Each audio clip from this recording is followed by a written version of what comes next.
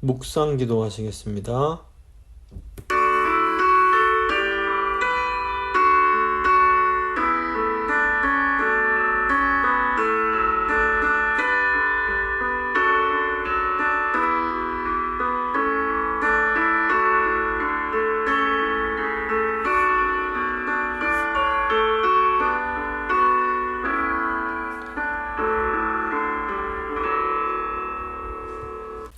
사도신경 고백합니다.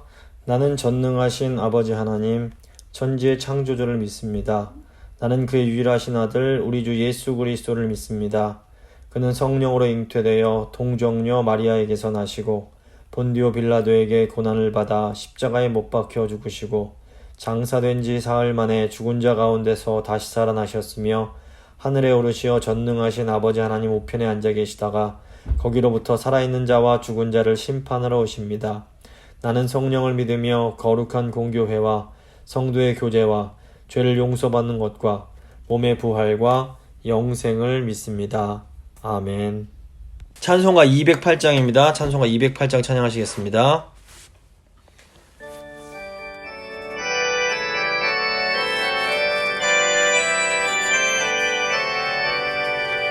내 주의 나라와 주 계신 성전과 피 흘려 사신 교회를 늘 사랑합니다.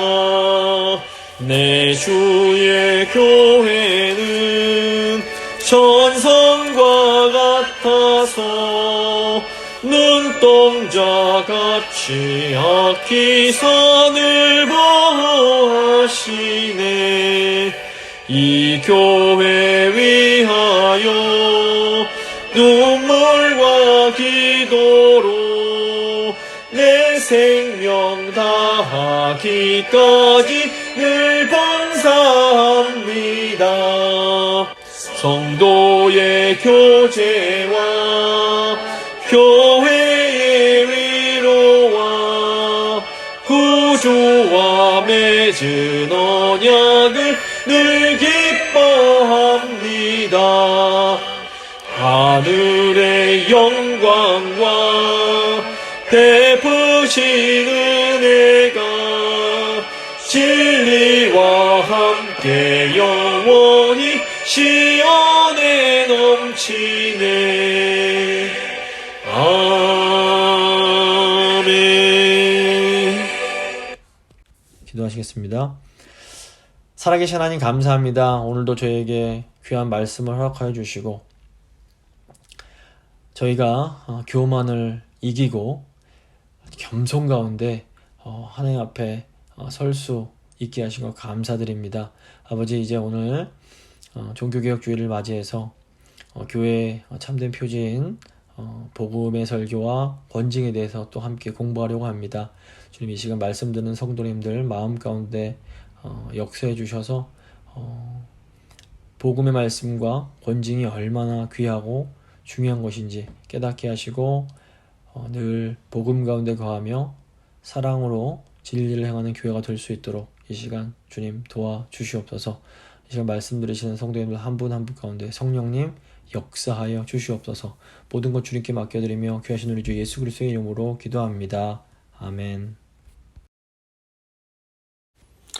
오늘 주신 하나님 말씀은 마태복음 16장 18절과 19절 말씀입니다. 마태복음 16장 18절과 19절 말씀 제가 봉독해 드립니다. 또 내가 네게 이르노니 너는 베드로라. 내가 이 반석 위에 내 교회를 세우리니 음부의 권세가 이기지 못하리라. 내가 천국 열쇠를 네게 주리니 내가 땅에서 무엇이든지 매면 하늘에서도 매일 것이요 내가 땅에서 무엇이든지 풀면 하늘에서도 풀리리라 하시고. 아멘. 이제 오늘은 하이델베르크 교리문답 83문부터 85문까지의 내용을 함께 생각하고 기도하도록 하겠습니다. 이 하이델베르크 교리문답이 총 129문, 그러니까 총 한 130개 정도의 질문과 답변으로 이루어집니다. 근데 이제 이게 크게 세 부분으로 구성이 되는데, 첫 번째 부분 1부는 3문부터 11문까지로 우리의 죄와 비참함에 대한 내용입니다. 그리고 이제 2부가 12문부터 85문까지로 우리의 구속에 대한 내용입니다. 이제 오늘이 우리 구속에 대한 마지막 부분에 해당이 됩니다. 그리고 이제 다음 주부터 3부가 시작이 되는데 3부는 86문부터 마지막 129문까지로 우리의 감사에 대한 내용이라고 할 수 있습니다. 우리의 비참, 우리의 구원, 우리의 감사. 이제 이게 하이델베르크의 큰 구조입니다. 저희가 지금 이제 2부 마지막 부분을 다룰 건데 2부는 우리 구속에 대한 것으로 2부도 또 두 부분으로 되어 있습니다. 2부의 첫 번째 부분은 우리의 중보자에 대한 내용으로 우리의 이 죄와 비참의 문제를 해결하려면 반드시 중보자가 필요한데 그분이 바로 예수 그리스도이시다. 이제 이거에 대한 내용입니다. 그리고 이제 2부, 우리 구원에 대한 두 번째 부분은 그렇다면 참된 믿음은 무엇인가? 우리에게 구원을 주는 참된 믿음은 무엇인가에 대한 것인데 이 참된 믿음을 에 대한 이제 질문을 21문에서 합니다. 21문 질문을 보면 참된 믿음이 무엇인가? 라고 질문하고 답변을 보면 참된 믿음에는 두 가지가 있는데 한 가지는 확실한 지식이고 다른 한 가지는 굳건한 신뢰다 라고 얘기를 합니다. 그래서 이 구원에 필요한 확실한 지식은 사도신경을 통해서 알 수가 있습니다. 그래서 하이델베르크 교리문답은 23문부터 64문까지 이 사도신경의 내용을 하나하나 자세하게 다룹니다. 저희가 다 이제 공부를 했습니다. 그런데 우리 구원에는 이렇게 확실한 지식뿐 아니라 굳은 신뢰가 필요합니다. 이 굳은 신뢰를 위해서 필요한 것이 성례와 복음의 말씀 그리고 이제 권징이 이제 필요합니다. 그래서 저희가 지난 몇 주간에 걸쳐서 이 성례의 내용인 세례와 성찬에 대해서도 쭉 공부를 했습니다. 그래서 오늘은 이제 구원에 필요한 그 굳건한 신뢰에 해당하는 다른 부분인 복음의 설교와 권징에 대한 내용이 되겠습니다. 이 복음의 설교와 권징은 모두 이 교회 공동체와 아주 직접적인 관련이 있습니다. 그래서 신앙의 성숙, 참된 믿음을 위해서는 바른 교회에 소속되는 것이 반드시 필요합니다. 교회는 처음부터 공동체로 시작이 되었습니다. 그래서 어떤 분들은 혼자서 좋은 설교를 듣고 좋은 신앙서적을 잘 읽으면 신앙생활을 잘할 수 있다라고 생각하는데 이것은 굉장히 위험하기도 하고 또 한편 어리석은 생각입니다. 교회에 이렇게 다 아름다운 모습만 있는 것은 아니지만 그럼에도 우리가 바른 신앙생활을 하려면 바른 신앙 공동체에 속해서 신앙생활하는 것이 필수적입니다. 그러기 위해서는 교회의 바른 표지, 그러니까 바른 교회 표지가 무엇인지를 알 필요가 있습니다. 이 개혁교회 전통에 의하면 참된 교회의 표지는 세 가지가 있는데 첫째는 바른 말씀이 선포되고 있는가, 둘째는 성례가 바르게 집행되고 있는가, 세 번째는 권징이 바르게 시행되고 있는가, 이 세 가지를 보는 겁니다. 그래서 이제 오늘 83문부터 85문은 복음의 말씀과 권징에 대한 것으로 이 바른 교회란 무엇인가를 이제 볼 수 있는 그런 중요한 내용이 됩니다. 그래서 특별히 이 권징 같은 경우에는 교회 권위에 대한 것인데 오늘날의 이 권위란 단어가 사람들에게 별로 인기가 없습니다. 특별히 젊은 사람들은 이 권위라는 말 자체를 굉장히 싫어합니다. 왜냐하면 이 권위라는 단어가 억압이나 무슨 자유의 침해를 떠올리게 만들기 때문입니다. 근데 사실 이것은 그동안 이 권위를 가진 사람들이 주어진 권위를 잘못 사용해 왔기 때문이라고 볼 수 있습니다. 그런데 우리가 사랑에도 잘못된 사랑이 있는 것처럼 이 잘못된 사랑이 있더라도 사랑을 또 부인할 수는 없는 겁니다. 그래서 마찬가지로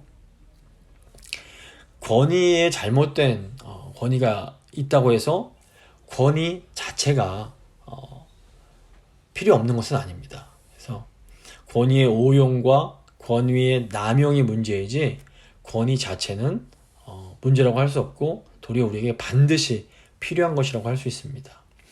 이게 이제 교회 공동체에도 마찬가지입니다. 그동안 교회의 문제는 교회가 권위를 잘못 사용한 게 문제지 권위 자체가 문제는 아닙니다.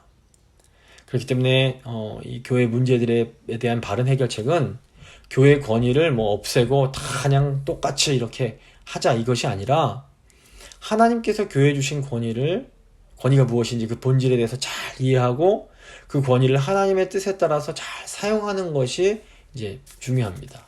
권위를 잘 사용할 때에만이 이 교회의 문제들이 이제 해결될 수가 있는 겁니다. 권위를 버려서는 안 됩니다. 이제 83문입니다. 천국의 열쇠는 무엇입니까? 이 천국 열쇠라는 말은 마태복음 16장 오늘 본문에 나오는 함께 읽은 그 본문에 나오는 단어입니다. 마태복음 16장을 보시면 예수님께서 빌립보 가이사랴 지방에 가셨을 때 제자들을 향해서 너희는 나를 누구라고 하느냐라고 질문을 하십니다. 이때 사도 바디로가 주는 그리스도시요 살아계신 하나님의 아들이십니다 라는 대답을 합니다. 이 대답을 들으신 예수님께서 바요나 시몬아 내가 복이 있다. 이를 너에게 알게 하신 이는 혈육이 아니요 하늘에 계신 내 아버지시다 라고 하시면서 칭찬을 하십니다.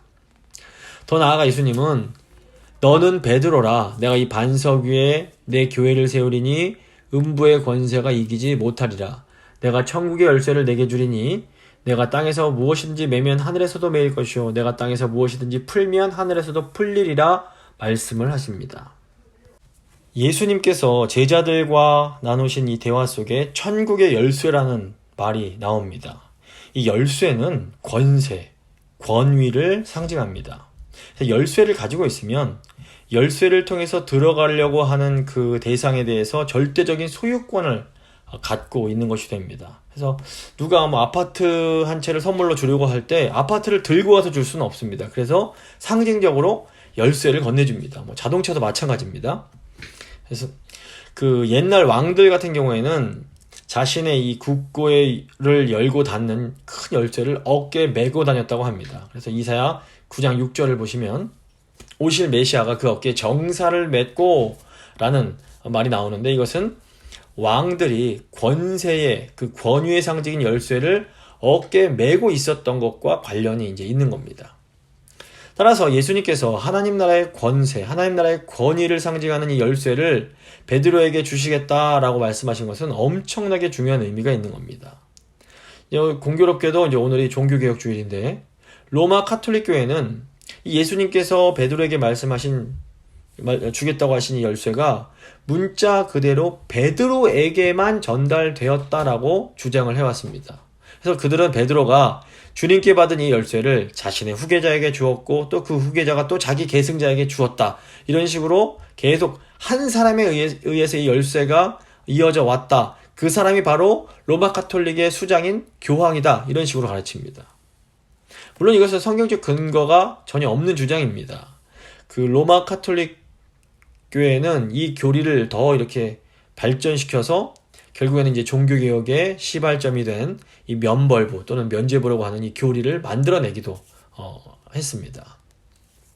이 카톨릭 교리에 의하면 순교자들처럼 이 세상에서 엄청난 선을 행한 사람들은 자신의 그 천국 가는 공로를 채우고도 그 더 남는 공로가 있다는 겁니다. 이 공로를 하늘 창고에 쌓아두는데 이 보물 창고의 공로가 어느 정도 쌓이면 이 문을 열어서 저 연옥에 있는 영혼들을 위해서 그 공로를 나누어 줄 수 있다. 이런 식으로 이제 가르칩니다. 그런데 이제 이 하늘에 그 공로가 쌓여있는 창고의 문을 열고 닫는 이 역할을 이 지상의 그 교회 수장인 교황이 맡아서 한다는 겁니다. 이것이 이제 소위 면벌부의 근거가 되는 주장입니다. 그래서 교황의 허락하에 면벌부를 이렇게 제공하면 그 면벌부를 사면 그 성인들의 그 공로를 살 수가 있다. 뭐 이런 개념이 나오는 겁니다. 그 로마 카톨릭이 아닌 뭐 동방교회나 또 이제 성공회 같은 경우에는 이 천국의 열쇠를 받은 베드로가 사도들의 대표라고 해석을 합니다. 즉 베드로는 개인이 아니라 사도들의 대표로서 열쇠를 받았기 때문에 모든 사도들이 베드로와 함께 이 열쇠를 갖게 되었다라고 또 이제 생각을 합니다. 그 결과가 또 뭐냐면 오늘날 이 사도들의 후계자들이라고 할 수 있는 주교들에게 이 열쇠의 권한이 있다라고 또 주장을 하는 겁니다. 근데 이제 저희 장로교 전통이 있는 뭐 개혁교회 같은 경우에는 좀 또 이 말씀을 다르게 해석을 합니다. 예수님께서 그 당시에는 이 사도들에게 주었지만 오늘날에는 사도나 그들의 후계자가 존재하지 않기 때문에 그 열쇠는 사도들의 터에 세워진 교회에 전달되었다라고 이제 주장을 하는 겁니다. 그래서 예수님께서 베드로를 통해서 교회를 세울 것이다 이렇게 말씀을 하셨습니다. 그렇기 때문에 이 열쇠도 결국에는 이 교회에 속한 것으로 이해하는 것이 가장 이제 자연스러운 해석이라고 볼 수 있습니다. 이 종교개혁이 이루어낸 가장 위대한 그 성과 중 하나가 이 천국의 열쇠가 어떤 한 개인에게 주어지지 않고 교회 공동체에 주어졌다라고 이제 이해하기 시작한 겁니다. 이 천국의 열쇠가 어떤 고위 성직자에게 주어졌다라고 받아들이면 그 사람에 의해서 교회가 전적으로 통제될 수밖에 없습니다. 그러면 이제 독재가 교회 안에 이루어지게 되고 거기로부터 모든 교회 악들이 흘러나오게 됩니다. 근데 이제 종교 개혁가들은 이런 생각에, 이런 성경 해석에 잘 반대해서 교회가 한 사람이 아니라 어떤 회에 의해서 다스려지도록 했습니다. 예를 들어서 이 지역 교회는 목사와 장로가 서로 협력하는 당회에 의해서 다스려지고, 또 지역 교회들의 모임은 노회에 의해서 다스려지고, 또 이 노회들의 모임인 전체 교회의 모임은 총회에 의해서 다스려지도록 이제 했던 겁니다. 그래서 교회 권세가 어떤 한 개인에 의해서 남용되지 않도록 만든 겁니다. 그렇다면 천국 열쇠가 무엇일까요? 교리문답은 그것을 이제 두 가지로 정리를 하고 있습니다. 83문의 답입니다. 거룩한 복음의 선포, 그리고 교회의 권징 혹은 출교입니다. 이 둘에 의해 천국이 신자들에게는 열리고 불신자들에게는 닫힙니다. 천국 열쇠는 복음의 설교와 교회의 권징, 두 부분으로 되어 있습니다. 하나님의 복음이 선포되고 교회의 권징이 신실하게 시행될 때에 믿고 회개하는 자들에게는 천국문이 열리고 그것을 거부하는 자들에게는 천국문이 닫히는 겁니다. 바로 이런 차원에서 이제 신학자들이 이 교회 밖에는 구원이 없다라는 표현을 합니다. 그런데 이 표현을 자칫 잘못하면 오해하기가 굉장히 쉽습니다. 로마 가톨릭 교회 같은 경우에는 자기들만이 참된 교회이고 이 교회 안에 구원이 있기 때문에 로마 가톨릭 안에 속하지 않고 로마 가톨릭 교회 밖에 있으면 구원받지 못한다고 가르칩니다. 하지만 로마 가톨릭 교회 밖에는 구원이 없다라는 이 말은 굉장히 이걸 조심해서 받아들여야 됩니다. 우선 교회 밖에 구원이 없다라는 이 말은 교회 자체가 구원이 아니라 구원의 유일한 근거가 되는 복음이 교회 안에서 선포되고 있음을 의미합니다. 복음이 선포되지 않는 곳에서는 그곳이 아무리 교회라고 불린다 해도 그곳에는 구원이 있을 수가 없는 겁니다. 바른 복음이 선포되어야지만 교회가 될 수 있습니다. 그래서 이 바른 복음의 선포가 이제 교회의 참된 표지 중 하나인 겁니다. 그래서 복음의 선포가 첫 번째 천국의 열쇠입니다. 그래서 교리문답 84문은 이 설교가 어떤 본질을 가져야 하는지를 이제 규정을 합니다. 84문입니다. 천국이 거룩한 복음의 선포에 의해 어떻게 열리고 닫힙니까? 답입니다.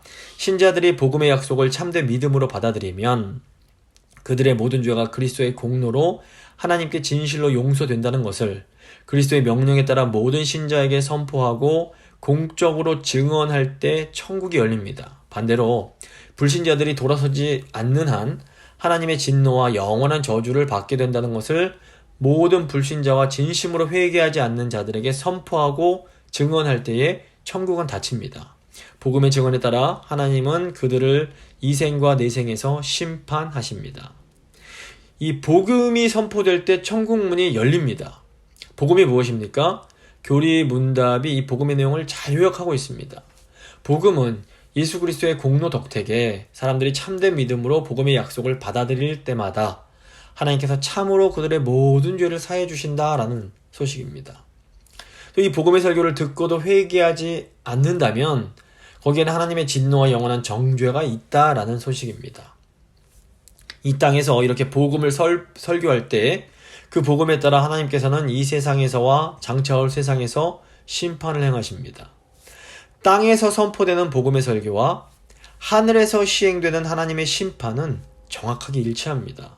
하나님께서 아무 근거도 없이 그냥 인간을 심판하는 무죄비한 분이 결코 아니십니다. 하나님께서 먼저 이 은혜의 복음을 선포하게 하시고 그 복음을 겸손함으로 받아들인 자들에게는 천국의 문을 활짝 열어주십니다. 두 번째 천국의 열쇠는 교회의 권징입니다. 85문입니다. 천국의 교회의 권징에 의해 어떻게 닫히고 열립니까? 답입니다. 그리스도인이라는 칭호를 갖고서도 그에 맞지 않는 교리와 실천을 유지하고 거듭 형제로서 권고를 받았음에도 자신의 잘못과 사악한 삶의 방식을 버리지 않는 자들은 그리스도의 명령에 따라 교회나 교회 직분자들에게 보고되고 그들의 권면을 무시하면 성례 참여가 금지됩니다. 이것에 의해 그들은 교회로부터 그리고 하나님 자신에 의해 그리스도 왕국으로부터 제외됩니다. 그들이 참된 개선을 약속하고 나타내 보일 때 그들은 다시 그리스도와 교회의 지체로 받아들여집니다. 이 권징의 내용이 마태복음 18장에 잘 나타납니다. 이 개혁교회에 있어서, 장로교회에 있어서 권징은 이 복음적인 설교와 더불어 참된 교회의 굉장히 중요한 표지입니다. 권징이 실시되지 않으면 그 교회는 어떤 의미에서 거짓된 교회라고 볼 수 있습니다. 그래서 어떤 분들은 뭐 설교만 있으면 되지, 뭐 권징 가지고 있어야 되느냐 이렇게 생각할 수 있습니다. 또 잘못된 그런 된 교인들도 뭐 이렇게 잘 시간이 지나다 보면 언젠가 깨달을 거다라고 이제 생각을 하기도 합니다. 하지만 이런 생각은 복음서의 가르침, 성경의 가르침과 분명히 다릅니다. 이 권징은 믿지 않는 자들이 아니라 예수 그리스도를 주로 고백하는 그리스도인들을 향해서 행해지는 겁니다. 그래서 그 사람이 교리나 생활에 있어서 그리스도인답지 않을 경우에 어떻게 합니까? 먼저 개인적으로 권고를 합니다. 그건 잘 말씀적이지 않은 것이니 복음적이지 않은 것이니 그러면 안 된다라고 권고를 합니다. 이때 그 사람이 듣고 회개하지 않으면 이제 다시 두세 사람이 함께 가서 잘 권면을 합니다. 그런데 그래도 듣지 않으면 이제 7위회에 보고를 하고 결국 7위회, 뭐 당회든지 노회든지 총회의 권고마저도 이제 권고를 듣고도 끝까지 돌이키지 않으면 교회는 그 사람을 성례에 참여하지 못하게 해서 성도의 그 교제, 성도의 사귐 밖에 두게 되는 겁니다. 이거를 이제 출교라고 부르게 되는 겁니다. 출교는 그 교회가 불경건한 사람들을 이 성도의 교제 밖에 둠으로써 앞으로 하나님께서도 그들을 하나님 나라 밖에 두실 것이라는 것을 경고하는 이 교회 차원의 법적 행위라고 할 수 있습니다. 그러니까 땅에서 교회의 판단과 하늘에서 하나님의 판단이 일치한다는 것을 이걸 잊어서는 안 됩니다. 그러니까 교회는 설교를 통해서 하나님의 심판을 성도들에게 들려주어야 할 뿐 아니라 권징을 통해서 이것을 또 체험할 수 있게 해야 합니다. 그래서 이 권징을 통해서 신자들은 하나님 말씀인 설교를 경홀히 듣지 않을 수 있게 됩니다. 만약 권징이 없고 그냥 설교만 있다면 사실 복음의 설교를 한 귀로 듣고 한 귀로 흘려버려도 교회가 아무 조치도 취할 수가 없게 됩니다. 그래서 뻔뻔스럽게 죄를 짓는 것을 보면서도 아무 일도 하지 않는 교회는 그 하나님의 통치가 이루어지는 교회라고 말할 수가 없는 겁니다. 근데 이제 오늘 사실 대부분 재봉교회는 참 감사하게도 여전히 좀 그런 게 남아있긴 하지만 대부분의 교회는 참된 권징이 잘 시행되지 않습니다. 그 이유가 뭡니까? 어떤 사람이 한 교회에서 치료를 받으면 그 사람은 당장 다음 주에 다른 교회로 가버리면 그만이기 때문입니다. 이렇게 다른 교회는 뭐 그렇게 온 사람을 아무 검증 없이 두 손 들려 이제 환영하고 받아주게 됩니다. 이런 상황 속에서는 이 권징이 제대로 시행될 수가 없는 겁니다. 교회는 그래서 거룩함을 유지하기 위해서 이 교회 성도를 맞이함에 있어서 이 회원을 가입에 있어서 굉장히 신중할 필요가 있습니다. 그래서 제가 교회를 잠시 떠나는 경우가 있어도 아무 교회나 다닐 수 없도록 교회가 잘 지도하고 안내할 필요가 있습니다. 우리가 잘 생각해야 될 것은 이 교회에서 권징이 제대로 시행되지 않는 이유가 사랑이 많아서가 아니라 사랑이 없기 때문이라는 겁니다. 교회에 사랑이 없을 때 권징은 이 세속적인 재판과 별 차이가 없게 됩니다. 냉정하게 옳고 그름만 따져서 탁 정해버리면 이 권징이 되는 거가 아닌 겁니다. 교회 권징은 세상 재판처럼 가 다릅니다. 세상의 재판은 처벌이 목적이지만 교회 권징은 회개가 목적이기 때문에 그렇습니다. 이것은 판사가 범죄자에게 재판하는 것이 아니라 사실 부모가 사랑하는 자녀를 징계하는 것과 같다고 볼 수 있습니다. 그렇기 때문에 이 권징이야말로 철저하게 예수 그리스도의 그런 마음과 예수 그리스도의 명령에 따라서 이루어져야 됩니다. 사랑과 진리가 함께 가야만 되는 겁니다. 그렇지 않으면 이 교회는 권세를 행하는 일부 사람들이 자기 마음대로 출교라는 칼을 휘두르는 굉장히 공포스러운 조직이 될 수 있습니다. 이 교회의 권위가 잘못 사용되면 이 출교를 당하는 사람뿐 아니라 그것을 옆에서 지켜보아야 할 교인들도 마음에 큰 상처를 입을 수가 있습니다. 하지만 반대로 참된 사랑으로 진리를 행하는 권징이라면 출교를 당하는 사람뿐 아니라 교회 전체가 하나님의 그 거룩한 사랑을 경험하는 굉장히 소중한 기회가 될 수도 있는 겁니다. 그래서 교회가 하나님께서 주신 권위를 어떻게 잘 사용하느냐에 따라서 교회가 살 수도 있고 죽을 수도 있는 그런 굉장히 중요한 차이가 나는 겁니다. 말씀을 마무리 짓도록 하겠습니다. 참된 믿음에는 확실한 지식과 굳건한 신뢰 두 가지가 필요합니다. 이 사도신경의 내용을 잘 이해하는 것은 구원을 위한 확실한 지식을 얻는 데 있어서 필수적입니다. 또 이 굳건한 신뢰를 위해서는 성리의 시행, 복음의 설교, 그리고 권징 세 가지가 필요합니다. 교회는 성례를 집행하고 복음적인 설교를 하고 또 사랑의 권징을 행함으로 중보자이신 예수 그리스도를 더 굳건히 신뢰할 수 있게 되는 겁니다. 저희가 교회로서 성례를 잘 행하고 복음을 선포하고 사랑의 권징을 행할 수 있는 그런 교회가 될 수 있게 해달라고 간절한 마음으로 기도하도록 하겠습니다.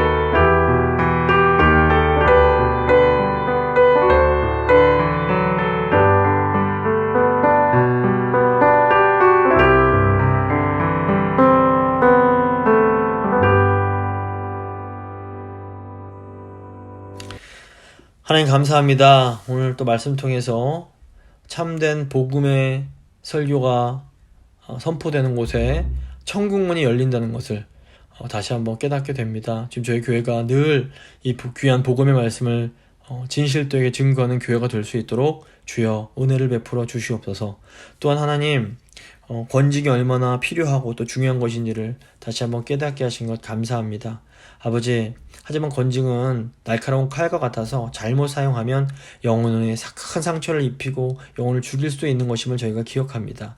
아버지, 저희가 정말 하나님 앞에 두렵고 떨림으로 교회에 주신 이 권위를 잘 사용하여서 정말 사랑 가운데 이 권위를 잘 사용하여서 교회가 더 강성하여지고 더 거룩해지는데 귀하게 사용될 수 있도록 주여 저희를 붙들어 주시옵소서. 특별히 당회를 붙들어 주셔서 당회가 지혜롭게 사랑 가운데 진리를 늘 행할 수 있도록 주여 함께하여 주시옵소서.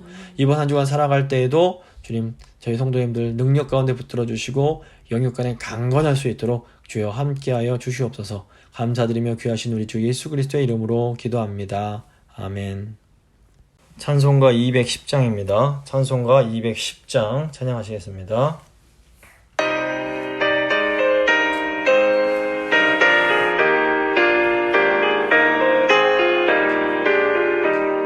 시온 성과 같은 교회 그의 영광 하나가 허락하신 말씀대로 주가 친히 세웠다. 반석 위에 세운 교회 흔들 차가 우구랴. 모든 원수에 워싸도 아무 근심 없도다. 생명샘이 솟아나와 모든 성도 마시니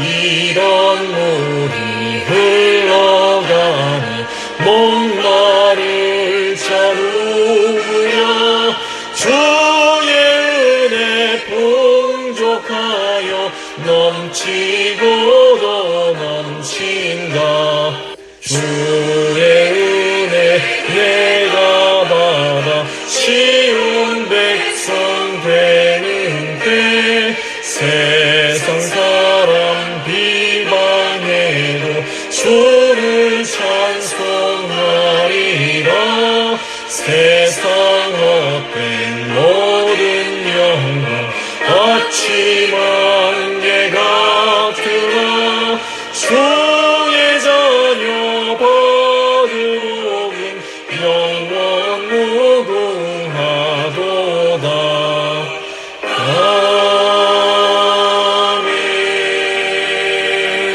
아멘. 주님 가르쳐 주신 기도로 예배 마치도록 하겠습니다. 하늘에 계신 우리 아버지, 아버지의 이름을 거룩하게 하시며 아버지의 나라가 오게 하시며 아버지의 뜻이 하늘에서와 같이 땅에서도 이루어지게 하소서. 오늘 우리에게 일용할 양식을 주시고 우리가 우리에게 잘못한 사람을 용서해 준 것 같이 우리 죄를 용서해 주시고 우리를 시험에 빠지지 않게 하시고 악에서 구하소서. 나라와 권능과 영광이 영원히 아버지의 것입니다. 아멘.